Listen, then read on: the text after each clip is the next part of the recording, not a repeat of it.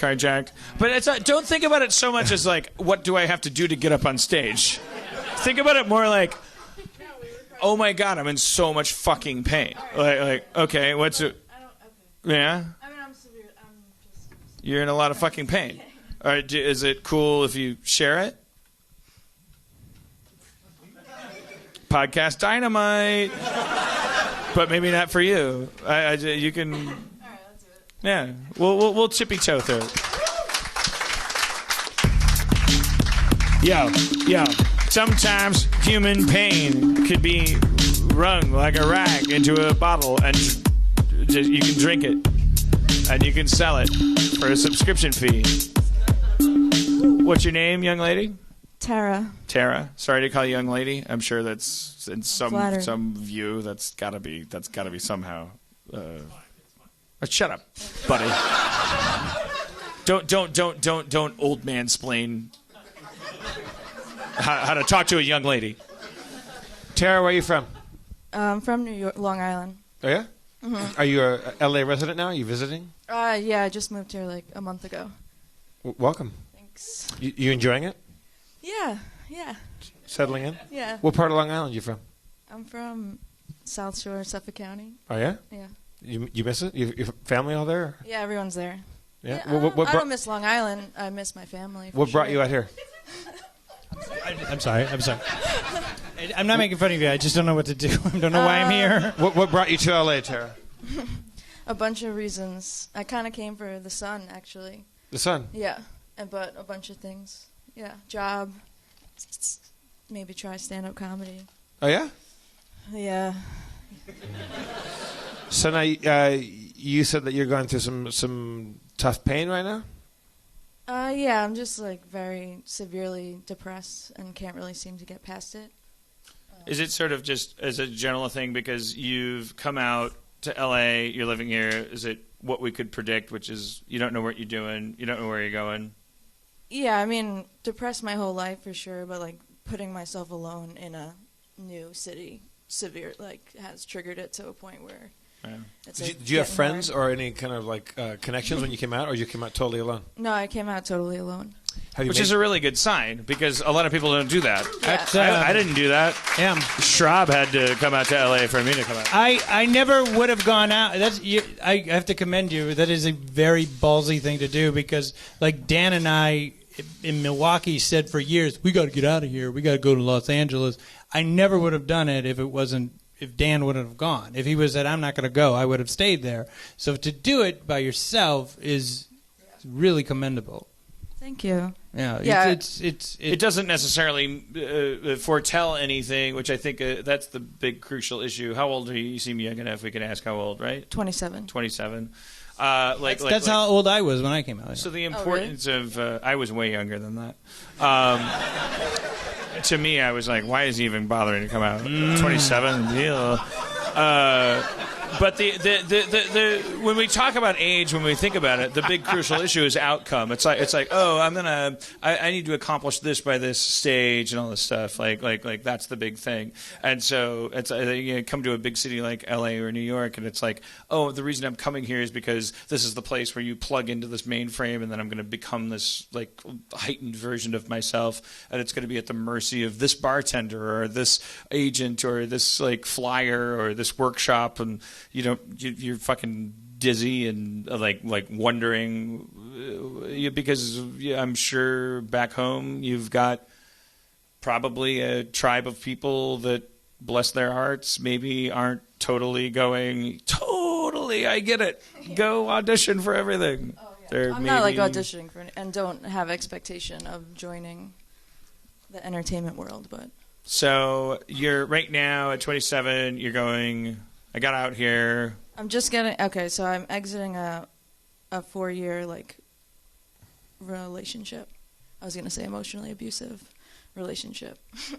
So I kind of fled a state to come to this state. To get away from that guy? Yeah. Good for you. Good for you. Yeah. He's not a bad guy. I'm not an angel either, so whatever. I had it coming. Just so you guys know. But sometimes like negative things like that's rocket fuel. Like the way rockets get off the ground is by firing things in the opposite direction. Like that negative stuff is something that can get you into orbit and to go the places you want to go. So like I'm very happy that you chose to land here on a Sunday night with us. That's very cool. Well, do you have big fears about tomorrow? Like, I'm sure you have. Like, what's the financial issue? Like, LA's an expensive place. What's your situation? I do have a job. I got a job before I came here. I work as a behavioral therapist with autistic kids. Oh. Yeah. Well, that sounds like it pulls down a lot of year. That's here in LA. I guess I just have like Christmas blues and sadness. I just like cried for 2 days. I watched The Fault in Our Stars last night. Oh God! Oh my God! Oh God! Yeah. That's the best movie ever. Oh my God! It's like Human Drano. I've been crying for 2 days. The Fault in Our Stars. Is there more than one star in the movie? Because I haven't seen it yet. If I go seeing it and they're just like, oh well, there's just one star, my brain will blow up. It'll blow up. It'll blow up. My brain will blow up. It'll blow up. It'll blow up. My brain's gonna blow. I happen to have seen that movie. I was 42 years old in a luxury hotel in Venice at Christmas time with a woman I loved very much. There was absolutely nothing wrong with my life, and that movie made me wobbly. Like, I was like, what is a gondola? Really, what does it matter? So if you're 27 and you're like you don't necessarily have a mortgage and a health plan and like you watch that movie, that's good. That's like fucking, what do they call it? A neti pot.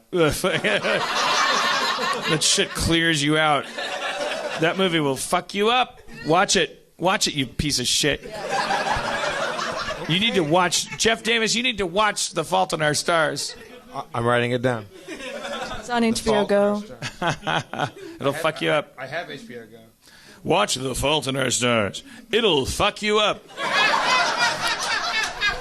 But there's definitely a positive message from it. I thought the Anne Frank set piece was a little weird. Spoilers. It was weird. Spoilers. But I don't want to, fuck especially it. when the applauding. Yes. The applauding. Yeah. Sorry. Give us a second.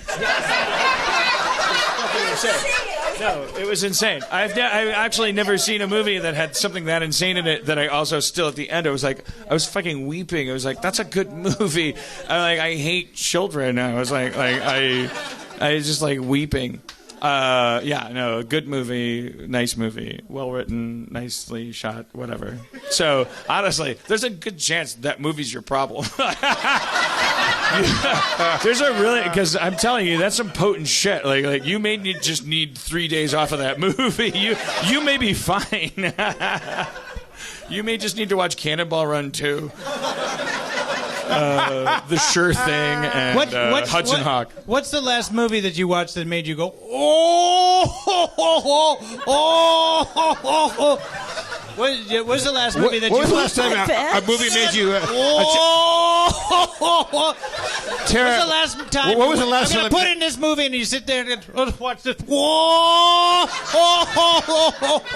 was the last movie? I'll do TV show. The last belly laugh show I watched was Nathan For You. That show makes me laugh. It's The Fault in Our Stars of comedy. Which one? God. It cleans you out. Which episode? Which episode? I just watched the season finale of the I haven't seen it yet. Oh my God. I haven't watched the third season yet. He's on 3, right? It's so fun. He's awesome. We should have him on the show. We should have him on the show. You know what? I could totally. I got his number in my phone. Do you remember like last season where the weight loss episode? Hey, excuse me for a second. Levy, book Nathan Fielder. We could book Nathan Fielder. Yeah, do it. Done. Hey, and you know what? Steve Levy is taking out his Neil iPhone. Diamond and Lena Dunham. You know what, Steve? Let's find out if Dan's full of shit and just call him right now. Call him up. Do you have his number? Call Nathan right now. You don't have his number? Dan has a number. Dan has his number? No, but I can get... Dan's going to Chevy Chase this shit right now. It's going to leave him a drunk voicemail. It's going to fucking go viral. Okay, it's looking like I don't actually have his number. I probably a lot of times what I'll do is if somebody's following me on Twitter, I'll consider that having my number. Because yeah, that's his Wikipedia. Okay, all right. Oh, that's Nathan Fillion. Okay, all right. Call Nathan Fillion. Just okay. Call Nathan Fillion. Why don't you suck my integrity? This guy was like, dude, to play Chevy Chase's voicemails. It was him. That was you.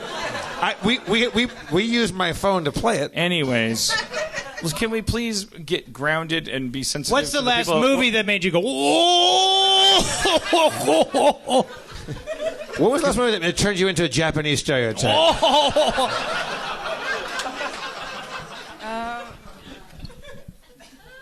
I saw that movie Entertainment. It was sad, but it made me laugh too.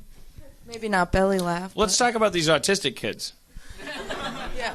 Are you you're in LA? Your job is to what do you do when you punch in the clock? You 9 o'clock, and then you go, "Who's autistic?" And they're like, "I won't tell you. O'clock. I'm not going to look at you."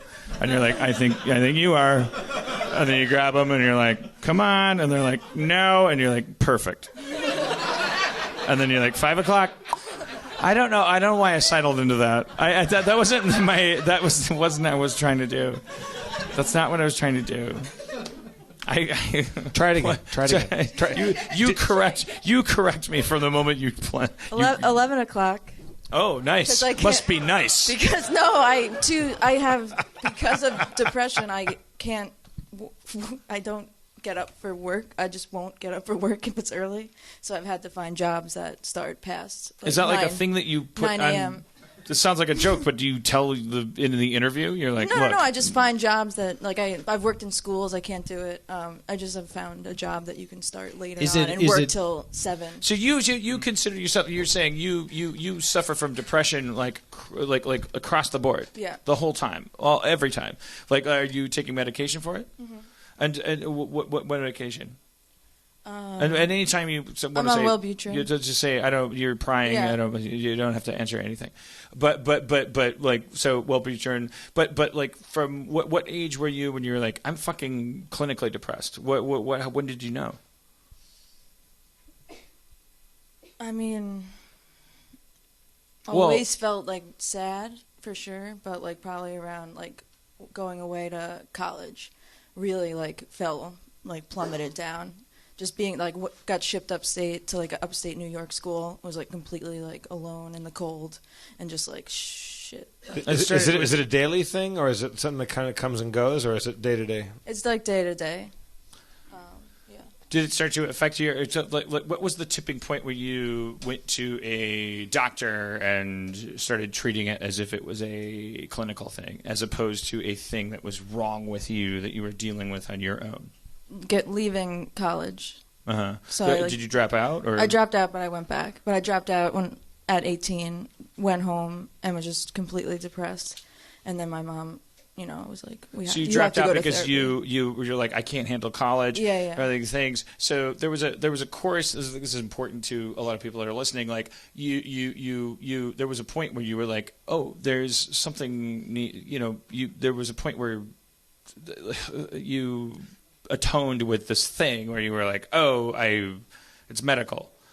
I mean, and I'm sure as a smart person, you're like, well, I don't want somebody in a lab coat telling me why my personality is It's different. frustrating because I understand it and I know it, but the behaviors won't change and like my emotions won't change. So like I understand everything about it, and it's so frustrating. It's so frustrating. Do you think that so taking Wellbutrin, what does that do? Does it like kind of even you out? Just like everything's not like sharp edges. I'm not like reacting to things so harshly. It just kind of like takes the edge off of things. Like, is there anything that you miss? Like, do you feel zombified by? Well, I stopped taking SSRIs because they completely like take away your sex drive and make you gain weight. What is SSRI? What is it? Like serotonin uptake inhibitor or So something. what? Selective serotonin uptake inhibitor. Is that defines a different kind of medication? I'm a psychology major. That That defines a certain type of medication. Okay. Yeah, that so affects like the serotonin. Wellbutrin is like a. It's a MAOI, Okay. which I don't even know what it stands for. Okay. So serotonin, like, which is like yeah, okay, all right. Excuse me, I have a million questions. So that happened at what age in your life? Like when you cross that threshold where you're like, 18. I'm going to deal with this, and you've been on Wellbutrin that whole time. No, I've been on SSRIs up until about. But those are terrible. Yeah, I know. I was Okay. I was Sorry. on them because doctors you just trust your doctor and forever, and I was just like, oh, cool. So I was on them for so long, but then didn't like the effects, kept trying to take myself off, but then kept having like really bad episodes, and then like finally talked to like actually a holistic psychiatrist who helped me find like the right medication that matched with like what I was good for my body.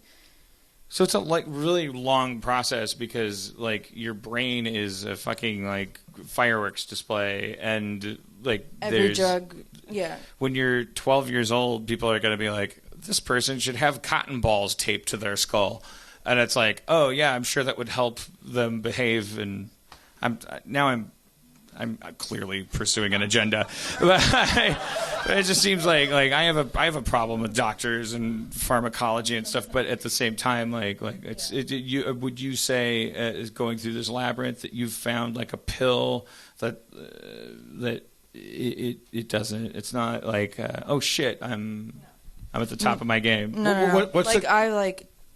If it stays like this for like another 10 years or so, I think like.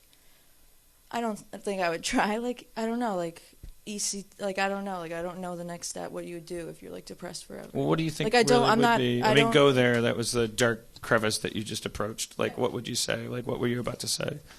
If I was going to say ECT, but what does that mean? What is it? Like electroshock therapy. Oh, well, I mean, but that. Wow, really? Oh, yeah. I don't know. I've heard that works. Like you would. One of my favorite authors was severely depressed, and he did that after like multiple years, but then he ended up killing himself. So I don't know. Who was that? David Foster Wallace. Yeah, that's what I thought you were gonna say. Jesus, well, don't. I'm not going to kill myself. No, don't. Tara, I'm not going to kill You're myself. gonna say David Foster Wallace was like, don't say that, and then don't do that. Tara, like what's a good day for you? Like do you? I have plenty of good days, Yeah, it's for like, sure. and that's just what, like just that. I'm really into yoga, so I do a lot of yoga. Get up, if I get to do yoga, go to work. I started doing like stand up 3 weeks ago. Really? Yeah. So. Awesome. Where? Like clubs just around? open mics. That's so cool. That's fucking ballsy as hell. Yeah. I have a crazy naive well. feeling that is like in lieu of like all this fucking like labyrinth. I don't want to keep questioning these guys and their lab coats and stuff, but like I feel like when you have thoughts in your head and you say them into a microphone and then they can laugh or they can cry or they can sit in silence, but what they don't do is the thing that you're afraid that they might do inside your head, like the thing that you would project where they would go like, oh, you're a fucking animal, I'm gonna fucking take you and kill you. Like I think like just talking, just saying it, this is very, very self-justifying of me. But that's I'm not saying it will supplant any kind of therapy, but I think that's fantastic for you, to just communicate and talk, empty your head, everything that's in your head, no matter how crazy it is, all those jagged edges you're talking about, you like put them out there, and then all these people out there are like, oh yeah, totally, I got it, or some of them are like, really, wow, okay, new thing to think about, and in any case, it's like. It's gone out of your skull. Also, just to be able to like come up like tonight, not that like we're any big help, but like to come up and say the word depression and know that's a thing and say it out loud, because we all know people like like Robin Williams was on our show, like we met him and stuff, and like that wasn't something that was really talked about, and he dealt with his own shit for a long, long time. And because of him and what happened to him, a lot of comics and especially comics that I know that deal with depression said, "Oh fuck, I can talk about that, and I need to talk about that," and that's a conversation that can happen, and it's not something that's a fake thing; it's a real thing, and it's a pretty common thing too, especially among artists and in this community. So that. There was a time when no one said they had cancer, so people just quietly had cancer and didn't get treatment because that wasn't something you did. You didn't talk about it. So it's good to open up the lines of communication on that, and I mean, I can't imagine what that must be like, but it's very impressive that you can make the journey out to the city and start doing stand-up, which is terrifying. I do improv. Stand-up scares me. Sadness is never talked about. It's it makes people too sad. So, but it's fucking hilarious. Yeah, well, it's hilarious when you put a face to it. I'm always harping on that. It's the Campbell talked about that. It's the first joke we hear is the game of peekaboo, which is a kid. It's just a kid. They need their mom to be there so bad that their mom not being there is the equivalent of death, and so the mom, not really realizing that she's playing on death with the kid, goes it's universal. It doesn't matter. It transcends language, culture, everything. It's moms with little kids. They do this thing. They cover their face, and the baby starts to go. And then the mom exposes her face, and the baby goes. I beat death. It's the first joke, and then because comedy is fucking it only comes from the gut when it's no, I understand death, despair, the bottoms and the tops of this entire valve that we're being pushed through. That's what it is. And the great stand-ups, all my heroes of stand-up, there's an incredible, awesome, terrifying loneliness that goes on for the great stand-ups that get out there and are willing to stand alone on stage and expose themselves like that. That's a tremendous amount of courage, and to be good at that is to be willing to wallow in that solitude. Yeah, coming out to LA by yourself and subjecting yourself to that, who knows if you'd ever be funny, but God knows, you're already on the right path. Step on the gas in that direction. You would stand in front of a microphone and go. I would experiment with what's the least funny thing I could say to these people? What's the thing I could say that would make them want to blow their brains out? Because you're one step from that to a amazing punchline, which is Mitch Hedberg, and probably a bad example. No, it's not a bad example because fucking great comics, they die young because they're all over the place. Artists are all over the place. On the back of Mitch, forgive yourself for being all over the place for sure. Just a Monday, it's I'm the greatest person in the world, and Monday afternoon, it's I'm such a piece of shit. That's called being creative. I think that's the engine that drives it. That's not a license to be I call the lumber yard and go, I'm not gonna do lumber anymore. Dan Harmon told me if I have mood swings, I'm an artist.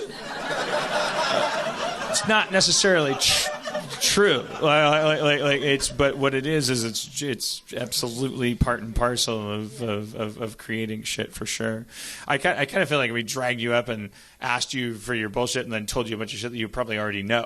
They were let me tell you another thing, young lady. But the big takeaway is that you're not alone. There's I mean, this so podcast has people. helped a lot. No, these pieces of shit. They're here for everybody. Honestly, I mean. But also the fact that half the crowd knew when you said SRTIS, whatever that thing was. That a couple people were boo, and a couple people were yeah. People knew what it meant. There's probably a handful or more of people that also suffer from depression here. It's right. Yep. Dave Klein, you're depressed? Dave Klein's deep depression sufferer. We met at Rob Schraub's birthday. We did. You were at my birthday? Yeah, we smoked a joint in the back. You went to my birthday at Cinefamily? Yeah. You had a good time? Mm-hmm.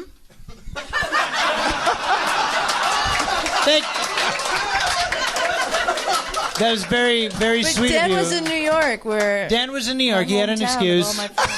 Dan had an excuse because my birthday only happens once. And it's on a different date every year. It's hard to keep track. But thank you so much for coming. Did you have a good time? Yeah, it was a great birthday party. It was a fun Thank you. time. Oh, well, great. Tara, have you made any having friends since you've been out here? Like, how long you been out again? How long you About been a month, a little over a month. Have you made any friends since you've been here? Kind of. Kind of, yeah. I mean, that's the hardest part. So for sure. Do It's you like have really close genuine, friends back I home? want like genuine connection friends, Of but course. you make like well, you know what 5-minute friends here, like Actually, yeah, no, but you'll make lifelong friends here very quickly. Yeah, for certain. Just reject the first 5 from this crowd because you've been up here and the first 5 are going to be just flush them. Excuse me, Miss Lady, just put them in the battered deck. Thank God Ryan Ridley's not here. Would you do us the honor of staying up here and playing Shadowrun with us? Okay, Hey, I love it. All right. You missed my Ryan Ridley impression. Kids, if you're feeling sad, talk to people. You got to talk to someone. Yeah. You're not alone. Don't do anything. That she's not a case in point. She's an adult and was like dealing with her shit. I'm saying, just, as long as we're on the topic, because I have a Tumblr and I get these messages and these kids are like fucking like tell me what to do and like they're on the precipice. It's a fucking like if you're below 35, you know, like and you're thinking about like the extreme version of the solution to your problems. Just before you do that, experiment. Since you're about to do that, just try talking to somebody. Just talk to somebody. Take out it's not just give it a shot. do something crazy, like go walk across. If I'm gonna do it, I'm gonna just like try and walk across America first. Like, right. Like if you're gonna hit the point as where long as you would just do something crazy, like do something crazy. And I know they're first and see if it aggravated. changes anything in your brain. But it will stress that one of the aggravating things when you're in that state Is you can't have- is you don't have any that energy to people do approaching you logically and saying the reason you shouldn't do it is because look at it's a wonderful life, and it's like fuck you. It's not a logic thing. It's just like fucking. It's a Grand Theft Auto thing. Like you're about to do it. Just fucking do one thing first. Talk to somebody. You gotta hear it. It's rattling around in your brain. It's not like just fucking have it come out of your mouth. Everybody feels that way sometimes. You may feel that way all the time. Like you got to talk to somebody about it. Like if you're under a certain age, it's an epidemic. Worst podcast Are you saying ever. over 35 it stops? I'm just saying like over 35. If you want to kill yourself, fuck you. Fine, yeah. Well, I'm kidding. It's that's a hard joke. line. Dan's taking a hard line. Kidding. It's a joke. Nah. It's a joke. Well, Tara, thank you. she's for real, staying from the bottom of all of our hearts. That's fucking yeah, awesome. no, thank you come for up being here. vulnerable Very with us brave, and sharing your. Thank you guys. Yeah, like take whatever pain you've got there and like turn it into beautiful artwork for the rest Don't of us. tell her what to do. Because that's. I think that if you look back to the history of like art and culture, that I think you'd probably find out a lot of people were going through something similar, and different, or maybe exactly the same. And I think a lot of what's benefited humanity is people like turning intense pain into like that's what humans probably have different than most other animals, is that we take our sadness and we've created art. So All right, hit the showers, Jeff. I'm sorry. That offended you. It offended. No, him. it didn't offend me. It offended everybody else. That's not true. They laughed. We have showers. I'm That gonna offends hand me. this pile of things down. I don't know what to do with them. I have my own character. I don't have my missing glasses, so Demorge, I won't be though. able to read that. Rob doesn't have his sunglasses. What I don't have my Demorge? sunglasses, so I won't